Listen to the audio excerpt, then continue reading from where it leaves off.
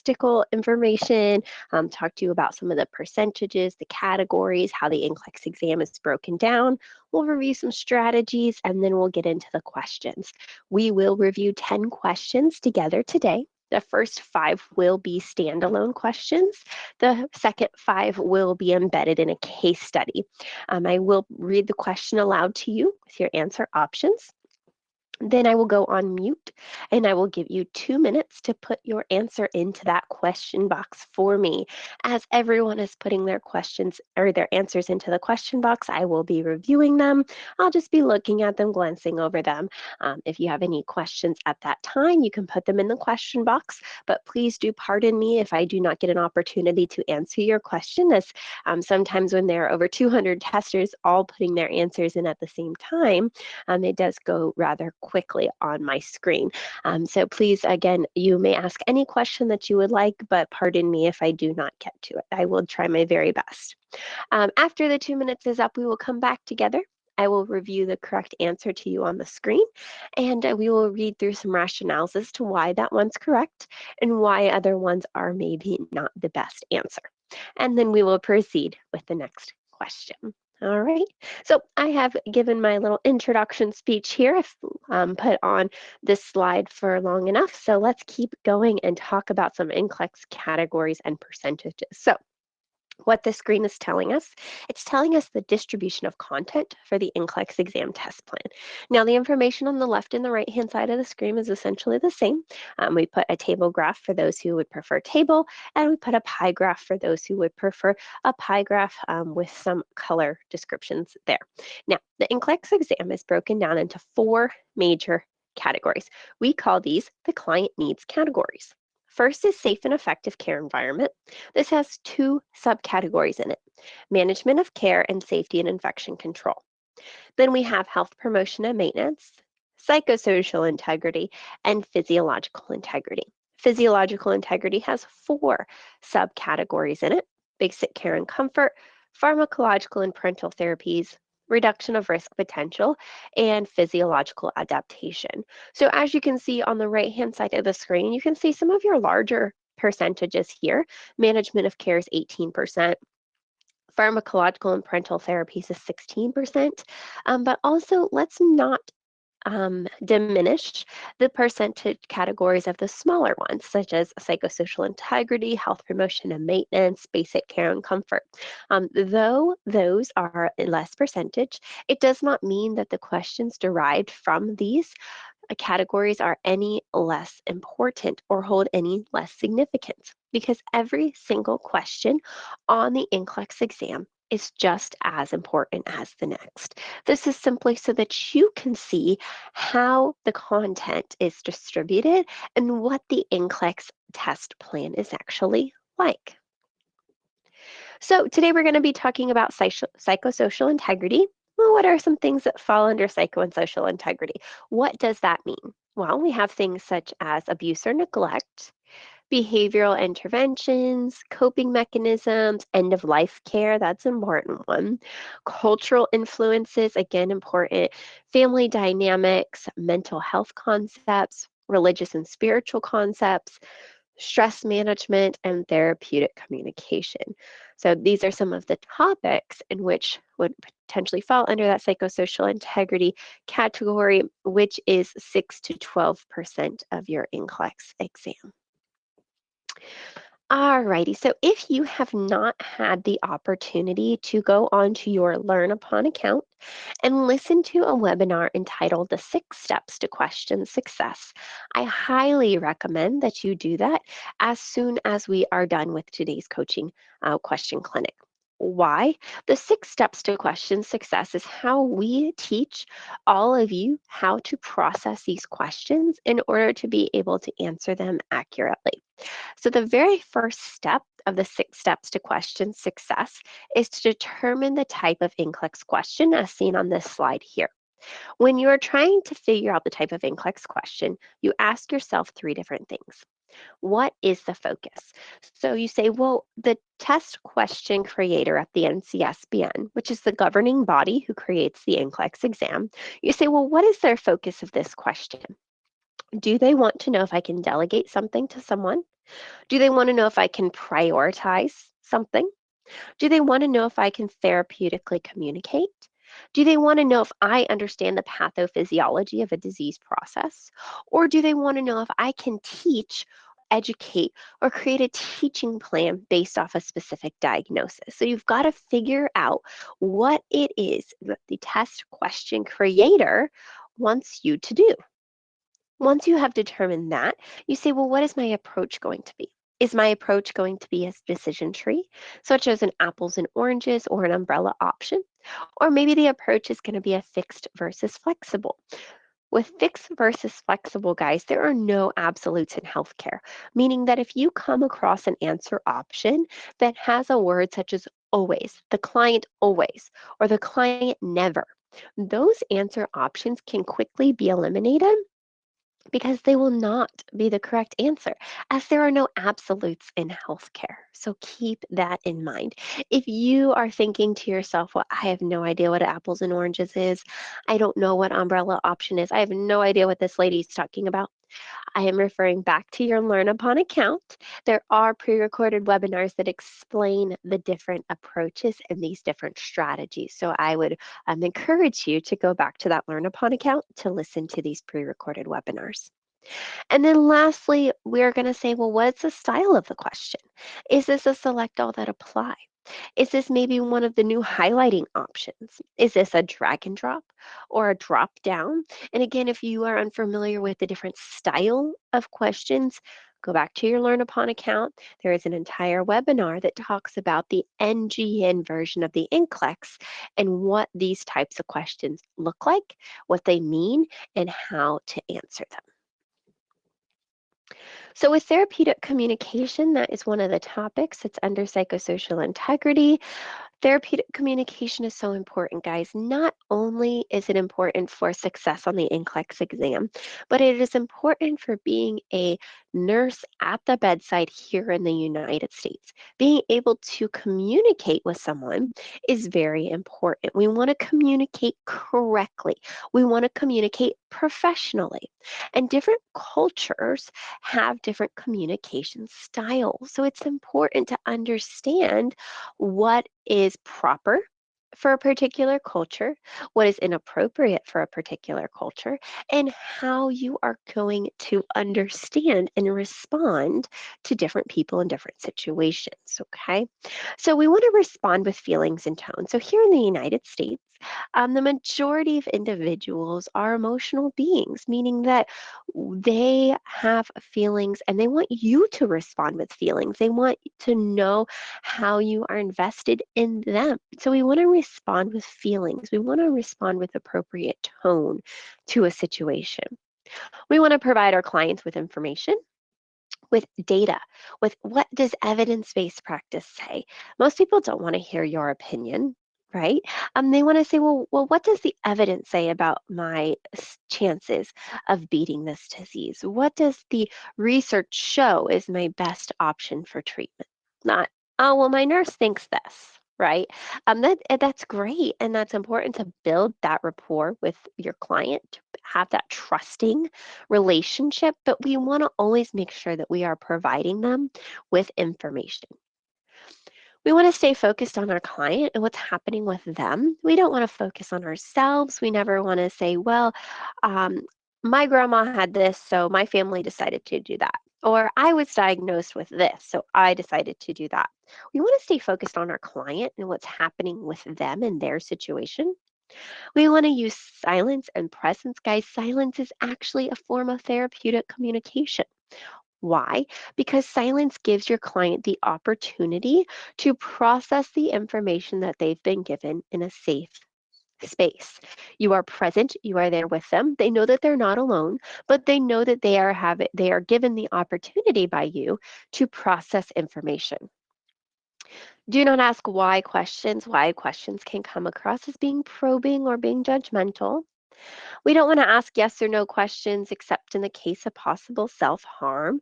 So, what this means is that if you have a client that is potentially suicidal, we want to know, do you have a plan to kill yourself? Yes or no? Do you have a plan to harm or kill someone else? Yes or no? That's the only time in healthcare that it's appropriate to ask a direct yes or no question. Otherwise, our questions should always be what we call open ended, meaning that they give your client the opportunity to express and to divulge information that they feel like sharing. Asking yes or no questions isn't the end of the world, it just simply cuts off communication with your client. Yes or no, period. That's the end of the conversation. That's the end of the sentence. And we always want to make sure that we are building a trusting relationship with our clients and we are furthering that client nurse relationship. So that's why therapeutic communication tells us we need to ask yes or we need to ask open ended questions. We don't want to explore. Exploring could then come across as judgmental.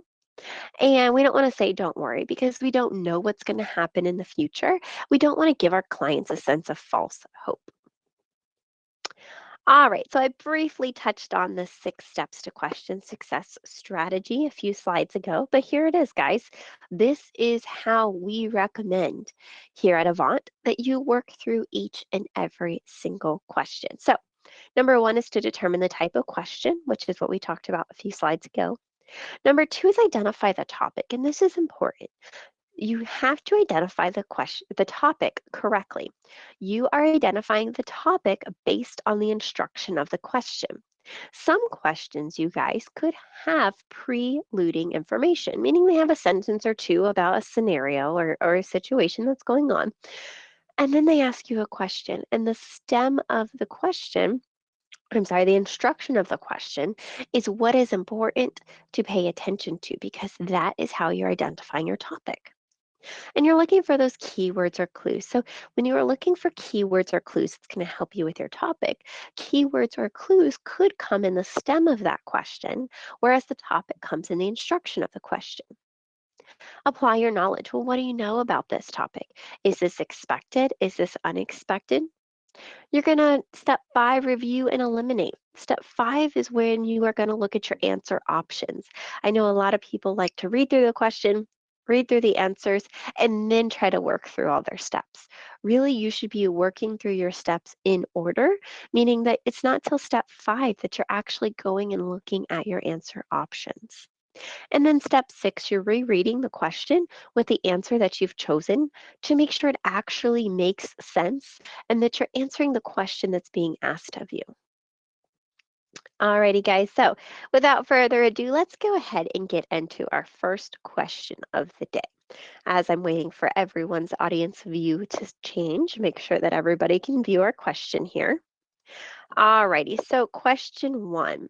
A client recently admitted to an inpatient unit for treatment of alcoholism says to the nurse, I only came here to get away from my nagging spouse. He is the one who should be here. I can stop drinking anytime I want. The nurse recognizes that the client is exhibiting which defense mechanisms? Number 1, denial and projection. Number 2, rationalization and depression.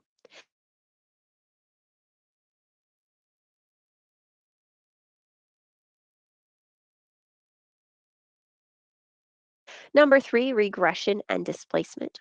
Or number 4, sublimation and penance. I'm going to set my timer here. Please access your question box and put in the correct answer here.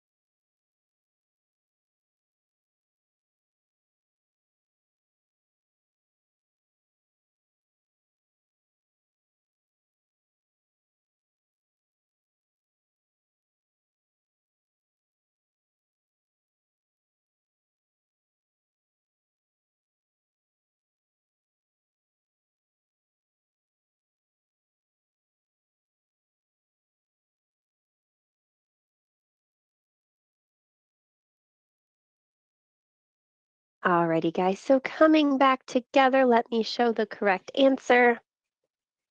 And the correct answer is indeed number one, denial and projection. Why is this correct? So with denial, oh my goodness, I am not going to the correct thing. Here we go. Sorry. So denial, guys, this is the refusal to accept the reality of a threatening situation, painful thoughts or feelings or events. It is the most frequently used defense mechanism by clients with alcoholism. The client may deny that drinking is a significant problem and that any issues or problems can be handled alone. This client is also using projection by saying that the spouse should be hospitalized. Projection involves placing one's own thoughts, feelings, or impulses onto someone else. But let's talk about the others because some people did put number 2, 3, and 4. So let's talk about what rationalization and depression. So rationalization is using excuses to explain away threatening circumstances, such as I did poorly on the test because the questions were tricky. Regression, number 3, is returning to a previous level of development. Displacement is transferring thoughts and feelings towards one person or object onto another person or object. For example, a person who is angry with their boss comes home and yells at their spouse. Let's talk about sublimation and reaction formation. So, what is sublimation? So, this is transforming unacceptable thoughts or needs into acceptable actions. A person may turn to boxing, for example, to deal with aggression. And what is reaction formation? This is behaving in a manner or expressing a feeling opposite of one's true feelings, such as a parent who is resentful of an unplanned child becomes overprotective of that child. So this is um, a website here on the bottom of the screen for you, registernursing.org/NCLEX/coping mechanisms that goes through all 8 of these different topics and talks more about them. So this is just something for you to either take a screenshot of or write it down. Registernursing.org/NCLEX/coping mechanisms. So the nurse recognizes that the client is exhibiting which defense mechanisms? It would be denial and projection. So excellent job for those of you who did indeed get this one correct. All right, so let's move on to question number 2. Let me wait for my audience view here to catch up to change so everyone can see it. All right, excellent. Which clinical manifestations would the nurse anticipate in a patient with severe anorexia nervosa? Select all that apply. All right, guys, so we have our first select all that apply of the day. With select all that applies, they are partial credit on the NCLEX exam, meaning that you have the opportunity to score points even if you don't get the answer all the way correct. So with SATA questions, those select all that applies, you have to choose at least one, but it could be all of them. And on the NCLEX exam, you could have up to 10 answer options. So this has 6 answer options, but please do be aware that you could have up to 10. So it's important that you are working through your strategy to not get overwhelmed by a SATA question. If you are aware of what that strategy is, I highly recommend that you go to your instructor's testing strategies calls because we work through questions together specifically with SATA questions, and we teach you tips and tricks on how to answer these with so many different answer options. Guys, one more thing about SATA.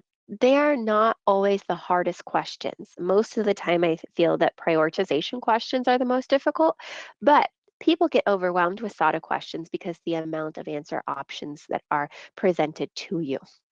But a lot of times, SATA questions are straightforward knowledge content questions, okay? All right, so select all that apply. Number 1, amenorrhea. Number 2, fluid and electrolyte imbalances. Number 3, heat intolerance. Number 4, the presence of languo.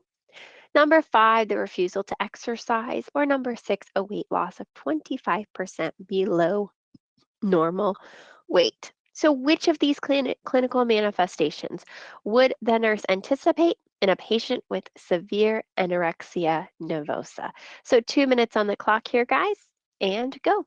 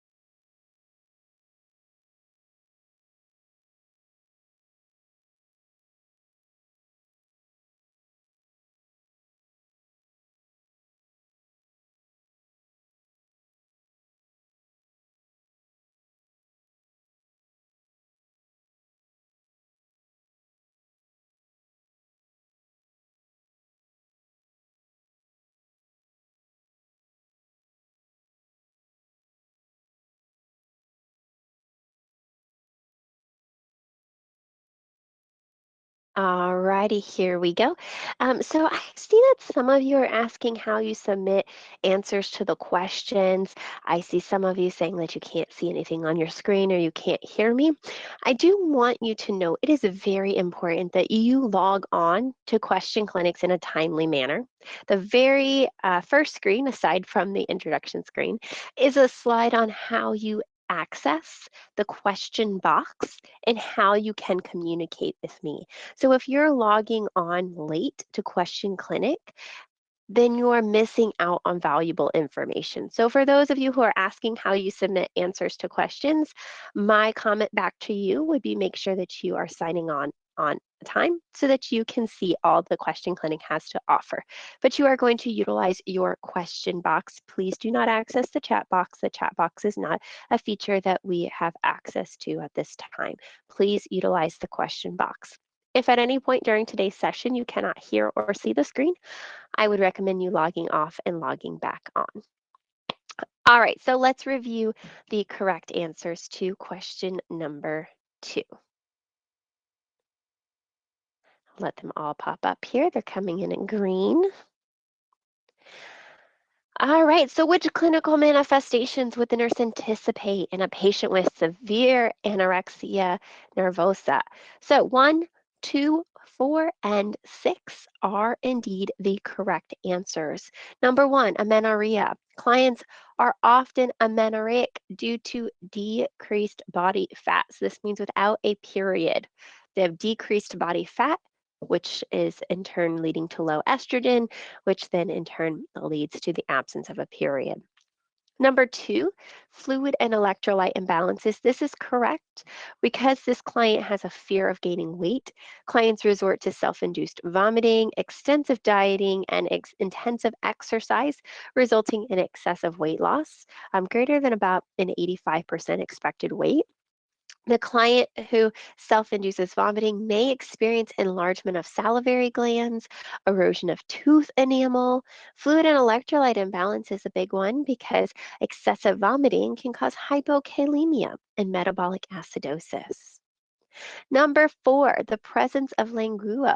So that is that fine terminal hair.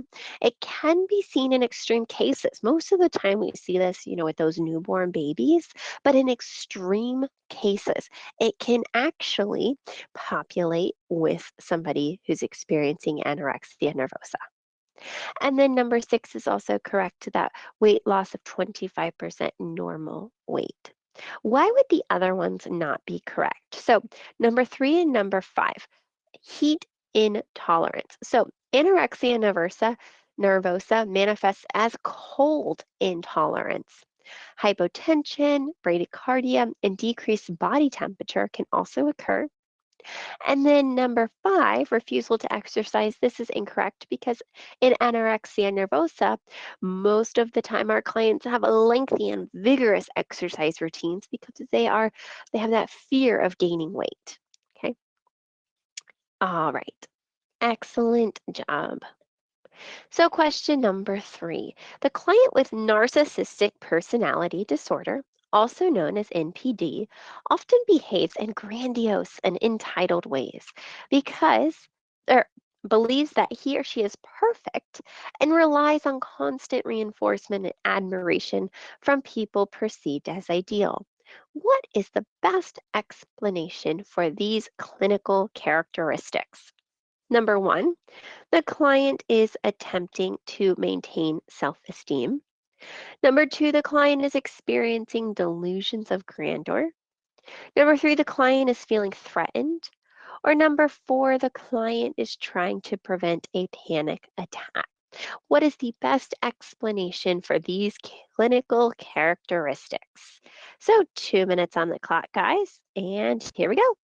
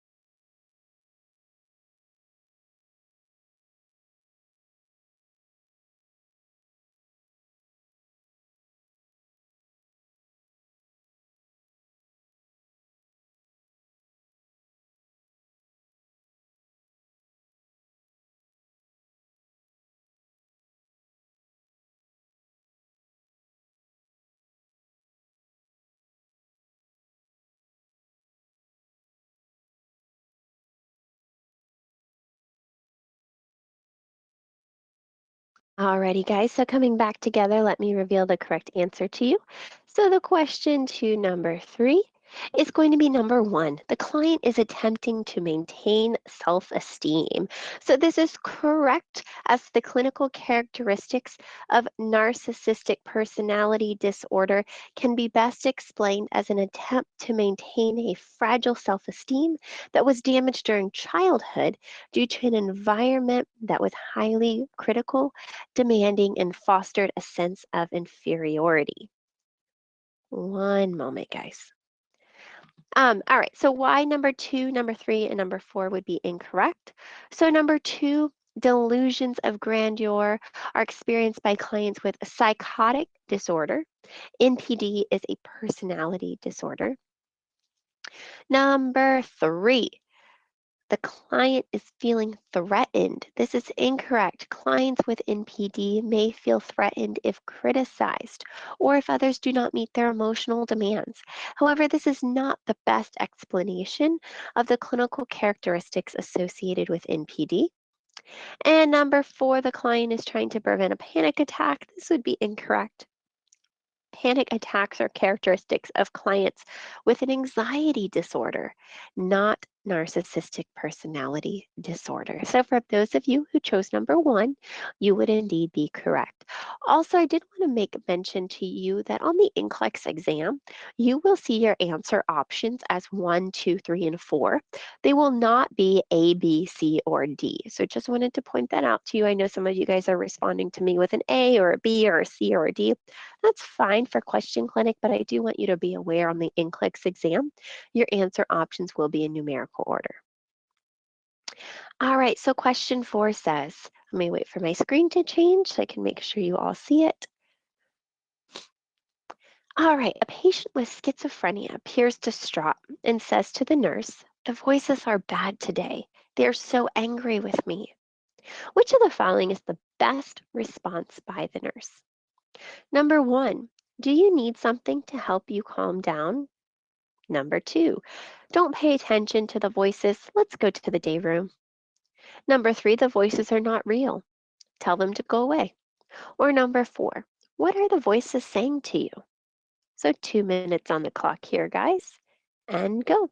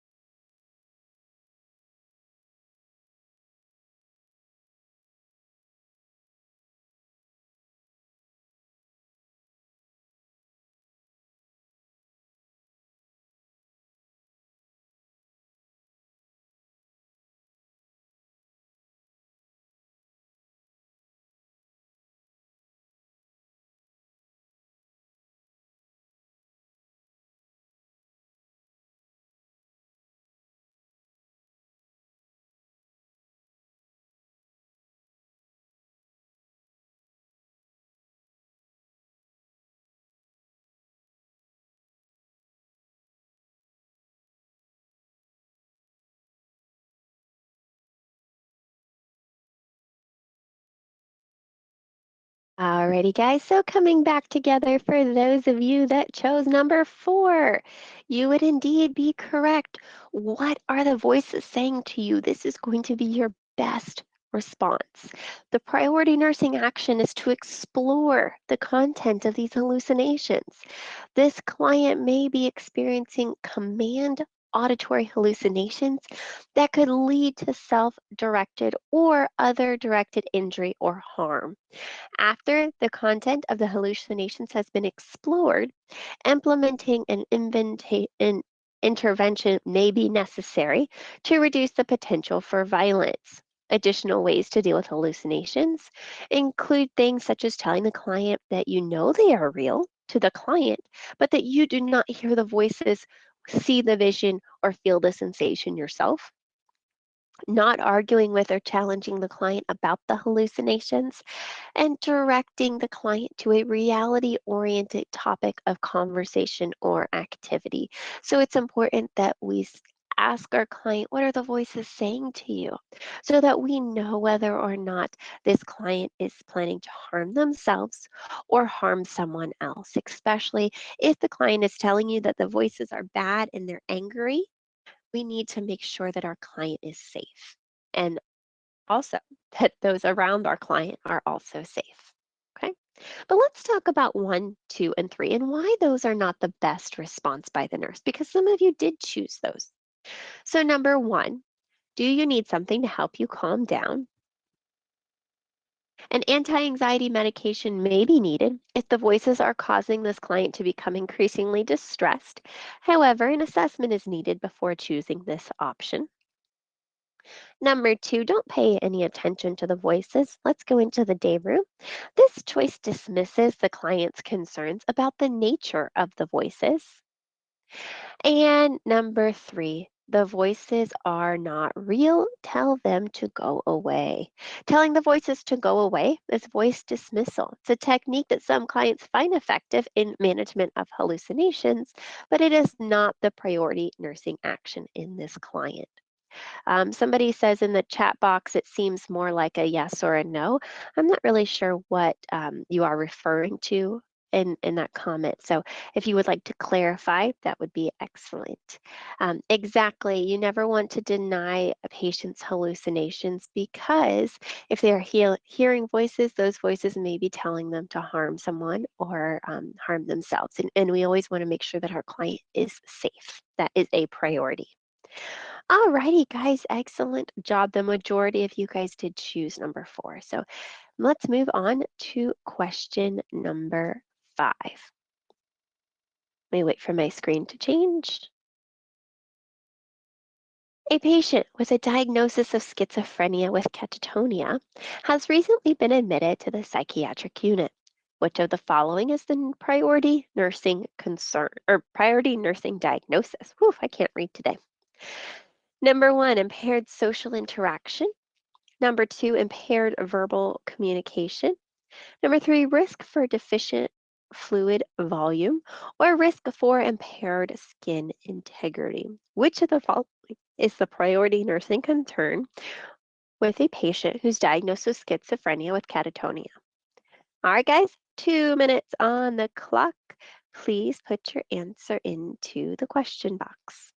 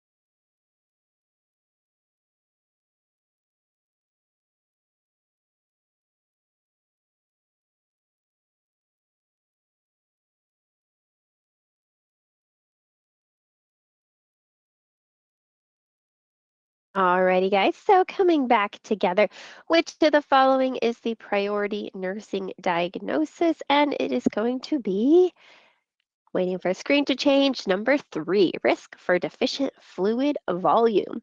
This is correct because clients with catatonic schizophrenia are unable to meet their basic needs for adequate fluid and food intake and are at high risk for dehydration and malnutrition. The priority nursing action is to anticipate the client's needs and to ensure that the client is well hydrated and has adequate nourishment. Some of these clients will need total care. All right, but let's talk about why 1, 2, and 4 would be incorrect. Priority nursing diagnosis at this time. Number 1, incorrect. Impaired social interaction. Impaired social interaction is an appropriate nursing diagnosis with a client with catatonic schizophrenia. However, it is not a priority, especially during the early phases of the disease.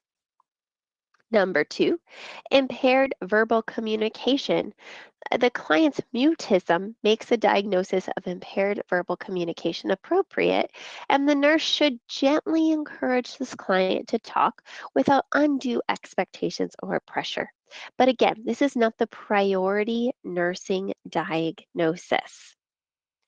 Number 3, we talked about was correct. Number 4, risk for impaired skin integrity. If this client is in a bizarre or fixed posture, there may be a risk for decreased circulation and or pressure ulcers. The nurse needs to encourage ambulation and or provide range of motion exercises. So guys, clients with catatonic schizophrenia, and I see people putting stuff into the chat box here, but let's talk about this.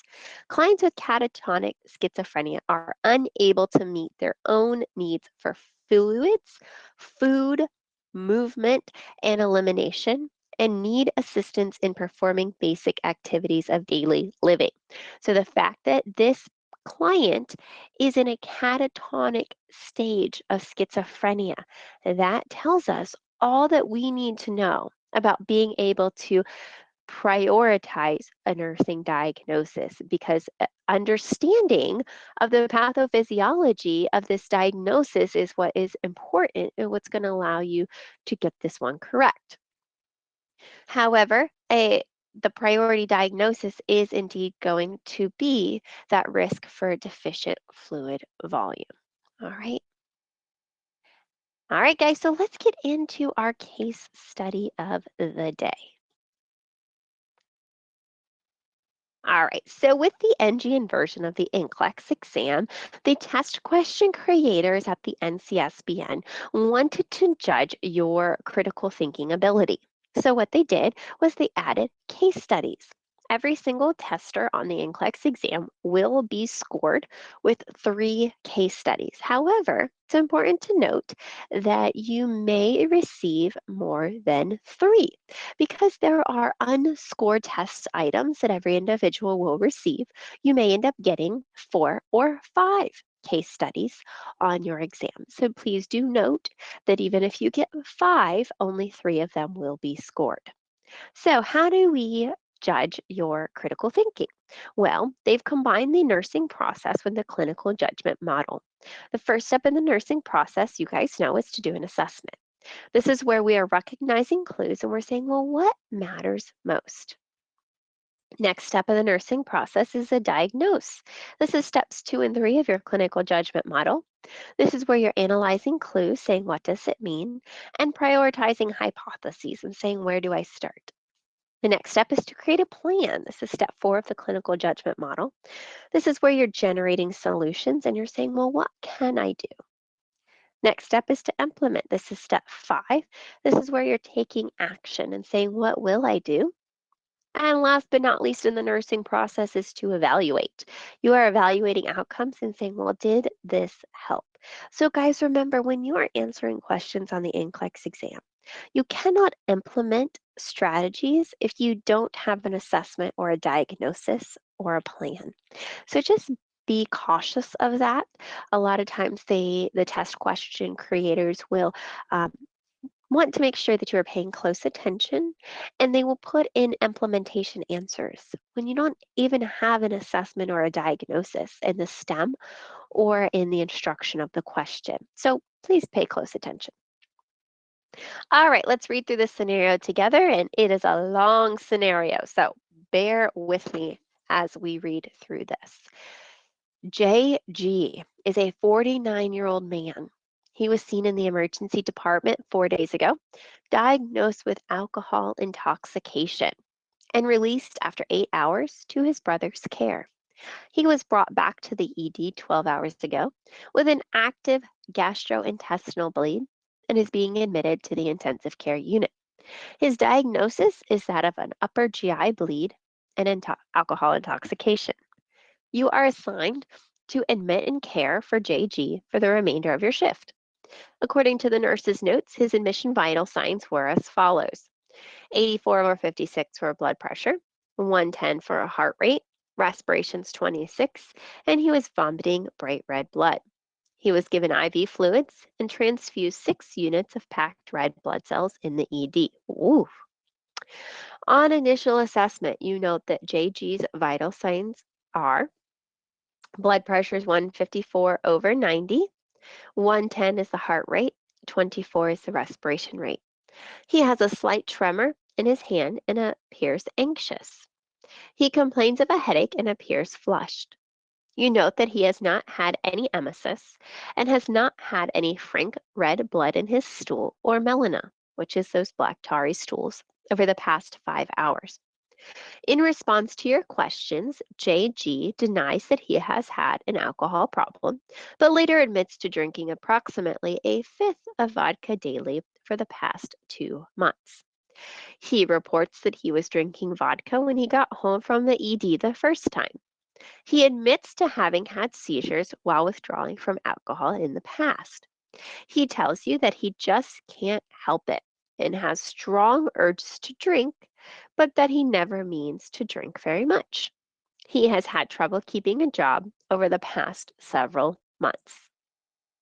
All right, whew, that was a long scenario. So let's move on and see if we have any laboratory results available. So his hemoglobin is 10.9, hematocrit is 23, ALT is 69, AST is 111, GGT is 75, and ETOH is 291.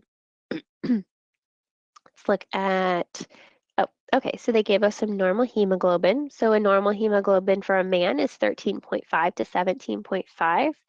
Normal levels of hematocrit for men range from 41 to 50. And then normal ranges for a woman is 12 to 15 and 36 to 48. So, question 6. So the case study on the left-hand side remains the same. Question 6 says, select 4 findings that require follow-up. Unemployed, vital signs, irritable, flushed appearance, headache, previous seizures with alcohol withdrawal, ineffective coping, tremors, and melena. So which 4, pick only 4, require follow-up? So 2 minutes on the clock here, guys. Please type in the 4 that you choose. Here we go.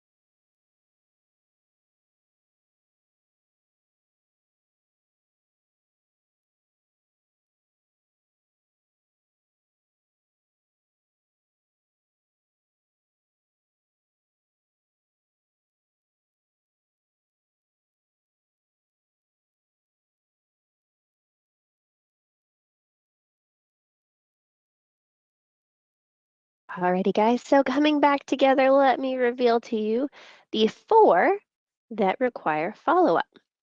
Vital signs, headache, previous seizures with alcohol withdrawal, and tremors.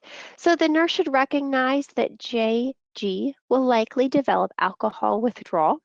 Signs and symptoms of this include headache, anxiety, tremors or shakes, insomnia, fatigue, mood changes, gastrointestinal disturbances, heart palpitations, increased blood pressure or heart rate, hyperthermia, which includes things like fever, flushed appearance, rapid abnormal breathing, hallucinations, delusions, and seizures. So those would be the four that would be correct that you would want to follow up on. Okay. Alrighty, so we have the scenario on the left-hand side, which has not changed. We have the laboratory results that have not changed. Question 7 here says, complete the following sentence by choosing from the list of options in the drop-down menu below. The client is showing signs of blank as evidenced by blank. So the client is showing signs of depression, mania, alcohol dependency, or chronic liver disease. So I'll give you 1 minute, and you can put a 1, 2, a 3, or a 4 in that box for me, or you can write out the whole thing, either one.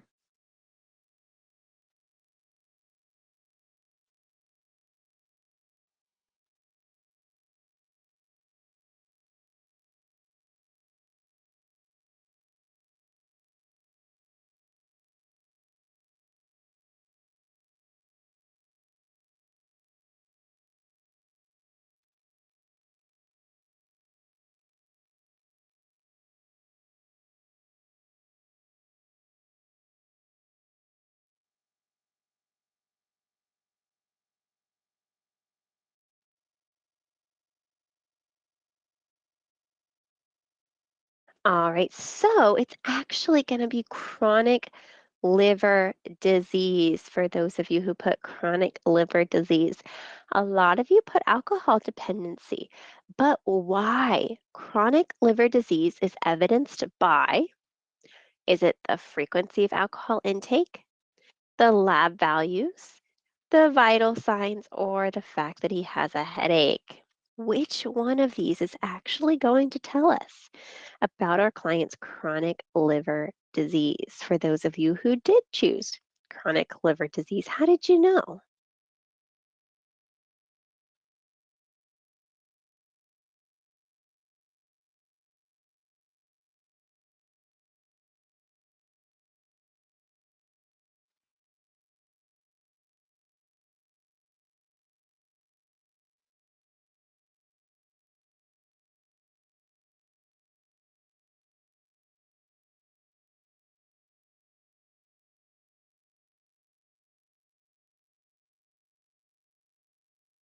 Alrighty.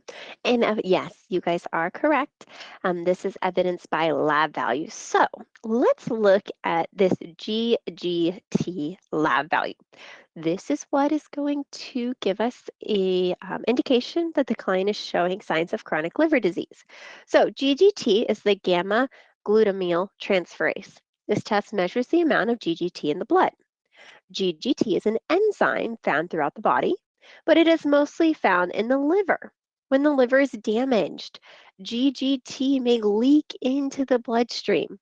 High levels of GGT in the blood may be a sign of liver disease that can reflect from chronic alcohol ingestion and is elevated in almost 75% of the clients who are long-term alcohol users. Furthermore, LFT, which is the liver function tests such as ALT and AST, can reveal the health of the liver.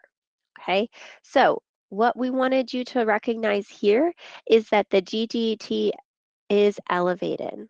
Okay, and this is going to tell us that this client is experiencing chronic liver disease. Okay, so GGT, gamma glutamyl transferase.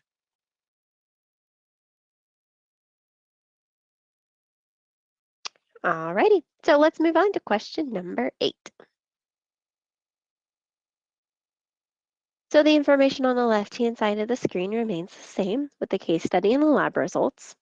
Question 8 says, what information should be shared with the physician regarding JG's substance abuse history? So what I'm going to do is I'm going to read the information to you, and I want you to tell me if it's pertinent or not pertinent. I'll give about 30 seconds of each one. So, information, other substances JG uses or has used in the past. Would this be something that we should share with the physician regarding his substance abuse history? Is this pertinent or not pertinent? I give 30 seconds.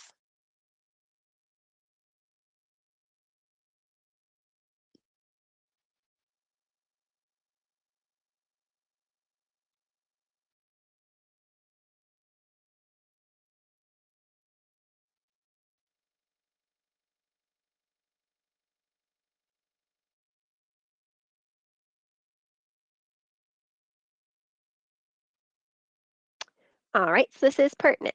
What about recent surgical history? Pertinent or not pertinent?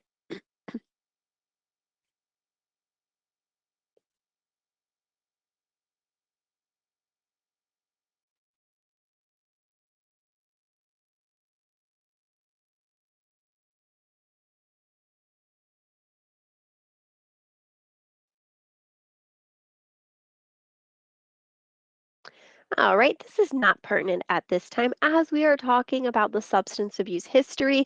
The recent surgical history is not important at this point. It is important to have in the client's record, but it's not relevant to the patient's substance abuse history. All right, what about history of complications while withdrawing from substance? Would this be pertinent or not pertinent to share with the physician?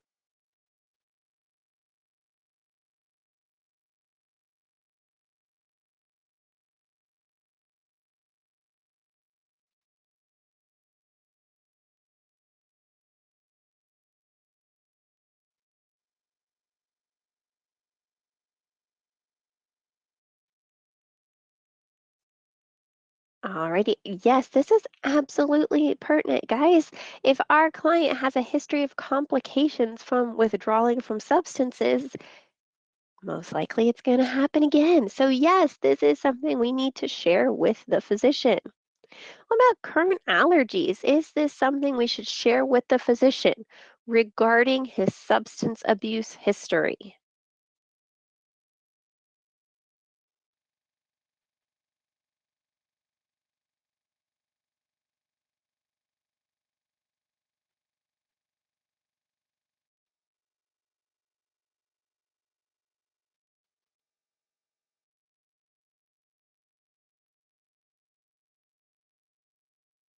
Excellent, not pertinent. Although it's important to have on his medical record, it's not relevant to the client's substance abuse history. What about any current or past mental health treatment and any substance abuse treatment? Is this pertinent or not pertinent to share with a physician regarding GJ's substance abuse history?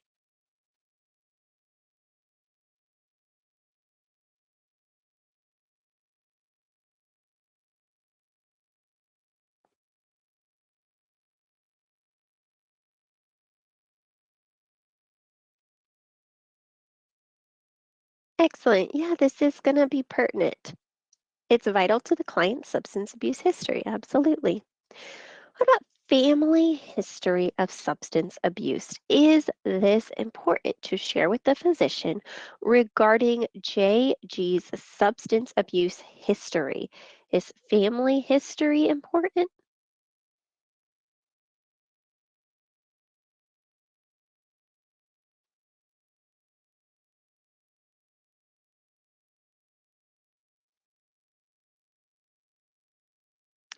The answer to this is going to be not pertinent. The client's substance abuse history is their story. Family history is not applicable to the client's personal substance abuse history. Alrighty, guys, so let's move on to question number 9. All right, so we have some physician orders and some new information for the case study. So the physician assesses JG and diagnoses him with alcohol withdrawal delirium.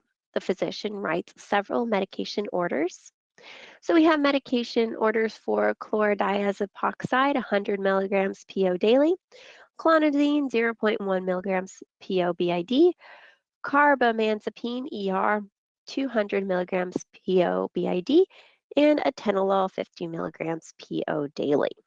So question number 9 says, for each body system listed below, select the potential nursing intervention that would be appropriate for the care of the client at this time.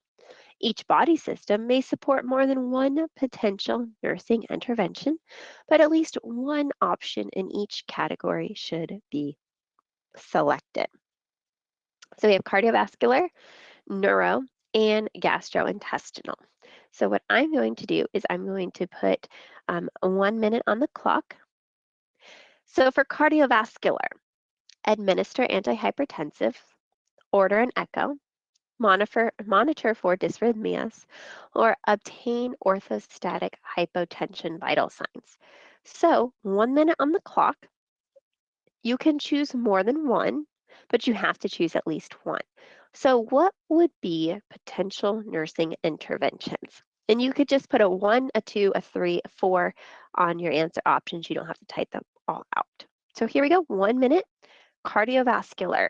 What are the potential nursing interventions?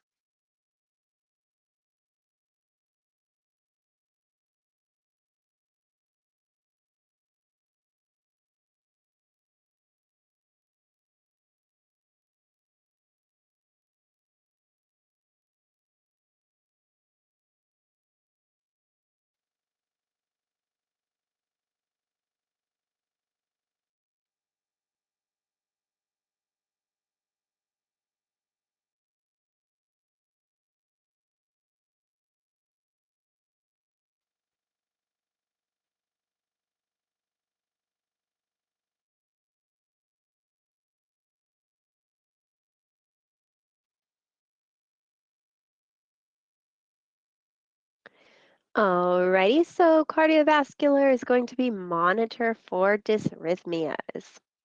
So for neuro, order an EEG, speak in slow, clear tones, perform neurological examination, initiate seizure precautions. 1 minute on the clock, guys.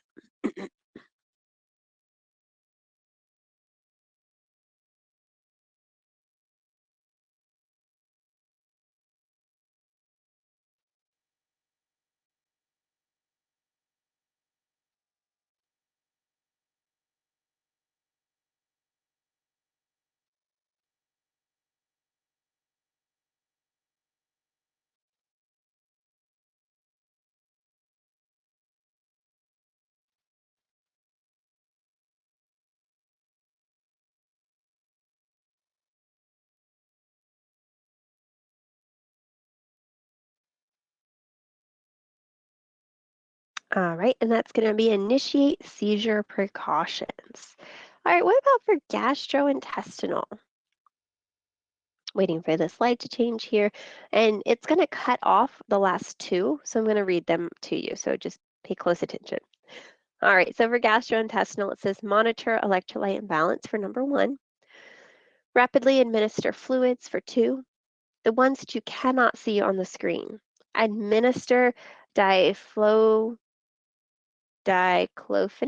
for nausea, and avoid foods high in magnesium. So I'll repeat that one more time. Number 1, monitor electrolyte imbalance. Number 2, rapidly administer fluids. Number 3, administer diclofenac for nausea. Or number 4, avoid foods high in magnesium. And I know that you cannot see the last two options. So there we go. 1 minute on the clock, guys.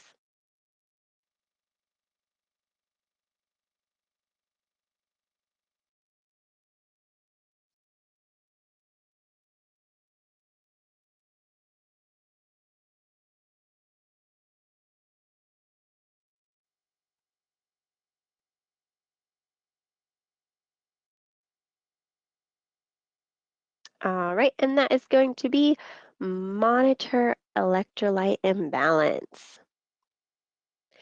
The following standalone question is unrelated to the case study. It is a sample of a bow tie item, like bow tie questions found on the NGN. So we're going to do this one together. So this is unrelated to the case study, but we wanted you guys to get practice with a bow tie question. So this says a 23-year-old woman was admitted for evaluation after blacking out at school. She tells you, I don't know why I'm here. They're making a big deal about nothing. Your assessment reveals that the patient is extremely thin and pale with dry and brittle hair, which is very thin and patchy. As you ask questions pertaining to weight and nutrition, she becomes defensive and vague. She tells you, everyone keeps bugging me about my weight and how much I eat. She revealed that after her appendectomy 2 years ago, she didn't feel like eating, and everybody started commenting on how good she was beginning to look. So she just quit eating for a while and eventually admits to losing 40 pounds and remarked, I'm still fat. Complete the diagram by dragging from the choices below to specify one potential condition the patient is most likely experiencing, two actions the nurse would take to address that condition, and two parameters the nurse would monitor to assess the patient's progress. So, nursing actions, you're going to pick two. So, actions to take: daily weight, assign a sitter to the bedside, order psychiatric consult, recommend group therapy or an EEG or an ECG. Right in the middle is the potential condition. So, what do we think that she's dealing with here?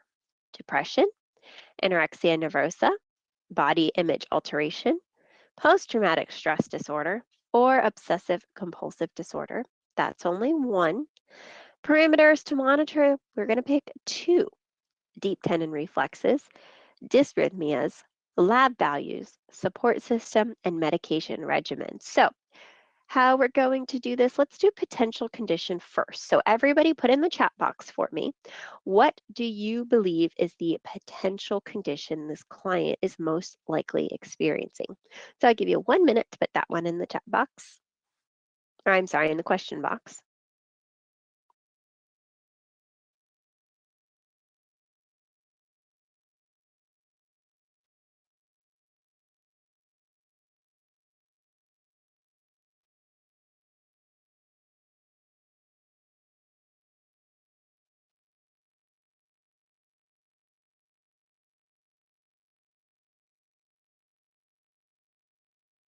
Alrighty, and you guys are correct. She is dealing with anorexia nervosa. All right, so let's do two actions to take. What would be the two most important actions that we should take here? Daily weights, assign a sitter to bedside, order a psych consult, recommend group therapy, or do an ECG. What do you guys think?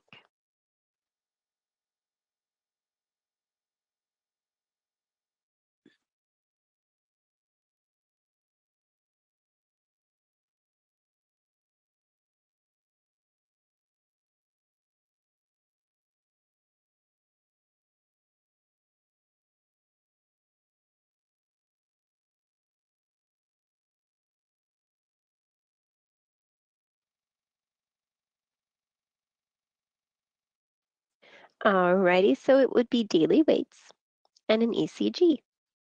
And what about parameters to monitor? What would be the two that we would choose? Deep tendon reflexes, dysrhythmias, lab values, support system, and medication regimen.